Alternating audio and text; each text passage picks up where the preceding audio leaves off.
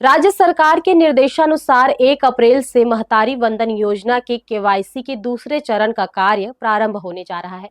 इसी क्रम में शनिवार को कलेक्टोरेट परिसर में चरणबद्ध प्रशिक्षण कार्यक्रम का आयोजन किया गया, जिसमें ग्राहक सेवा केंद्र के प्रतिनिधियों को प्रशिक्षण दिया गया। शनिवार को कलेक्ट्रेट परिसर में राज्य सरकार के निर्देश पर महतारी वंदन योजना के केवाईसी के दूसरे चरण को लेकर प्रशिक्षण कार्यक्रम आयोजित किया गया। इस प्रशिक्षण का उद्देश्य योजना के सुचारू संचालन के लिए संबंधित प्रतिनिधियों को आवश्यक जानकारी और तकनीकी दक्षता प्रदान करना है। प्रशिक्षण के दौरान ग्राहक सेवा केंद्र के प्रतिनिधियों को केवाईसी प्रक्रिया की पूरी जानकारी दी गई, जिसमें दस्तावेजों का सत्यापन, ऑनलाइन एंट्री और लाभार्थियों की जानकारी को सही तरीके से अपडेट करने के तरीके शामिल है। अधिकारियों द्वारा यह भी बताया गया कि योजना का लाभ सही हितग्राहियों तक पहुंचे, इसके लिए केवाईसी प्रक्रिया का सही और समय पर पूरा होना बेहद जरूरी है।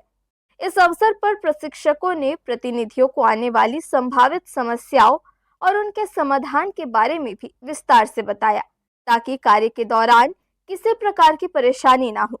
साथ ही सभी को निर्धारित समय सीमा के भीतर कार्य पूर्ण करने के निर्देश दिए गए। अभी कलेक्टर सर के दिशा निर्देशन में और राज्य शासन से जो निर्देश प्राप्त हुए हैं, 1 अप्रैल से महतारी वंदन के दूसरे चरण के केवाईसी का कार्य प्रारंभ होना है, जिसके लिए आज हमारे चरणबद्ध तरीकों से प्रशिक्षण दिया जाना है। तो रायगढ़ और पुसौर ब्लॉक के जितने भी सीएससी सेंटर वाले और जितने भी हमारे वीएलईस हैं, उनको आज प्रशिक्षण दिया जा रहा है। इसमें आंगनबाड़ी कार्यकर्ता और उनके सेक्टर सुपरवाइजर और वीएलईस का ज्वाइंट रूप से प्रशिक्षण दिया जा रहा है, ताकि एक तरीके से जब हम केवाईसी का कार्य करें तो इसमें कोई तकनीकी समस्या ना आए।